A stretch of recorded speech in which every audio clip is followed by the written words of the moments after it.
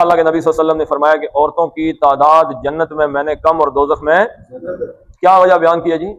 अपने अपने साबित 10 छोड़ो ना, जो जो आपके साथ बीत रही है वो बता दें, कोई बात नहीं, वो भी एक वजह हो सकती है। सारे शादीशुदा हैं, ज्यादा पता होना चाहिए। अल्लाह के नबी सल्लल्लाहु अलैहि वसल्लम ने फरमाया 2 वजूहात से औरतें जहन्नम में ज्यादा जाएंगी। अल्लाह के नबी सल्लल्लाहु अलैहि वसल्लम ने फरमाया कि औरतों की तादाद जन्नत में मैंने कम और दोज़ख में क्या वजह बयान की है जी शमशाद साहब।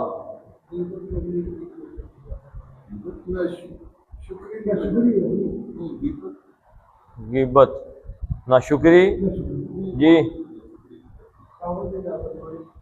खामद की नाफरमानी जी जनाब। अपने अपने साबित 10 छोड़ो ना,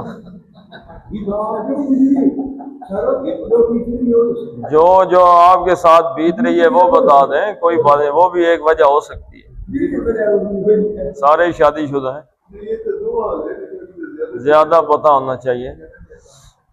अल्लाह के नबी सल्लल्लाहु अलैहि वसल्लम ने फरमाया 2 वजूहात से औरतें जहन्नम में ज्यादा जाएंगी।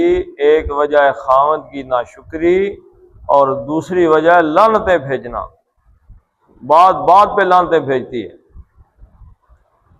तो वो जो लानत भेजना है ना जी, वो एक औरतों के लिए रीजन बन गया है जहन्नम में, क्योंकि अल्लाह की रहमत से दूरी है। भाई कौन फैसला कर सकता है कि ये अल्लाह की रहमत के करीब है या रहमत से दूर है? हम कैसे फैसला करते हैं जी? बड़ी अल्लाह की यादों में जी, बड़ी रहमतों में कैसे फैसला करते हैं?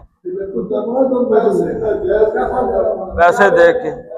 तो हम नहीं बता सकते कि ये जो बंदा इस मफलूकल हाल हो गया है, ये अल्लाह की रहमत है इस पे या अल्लाह ताला इससे नाराज है। हम बता सकते हैं?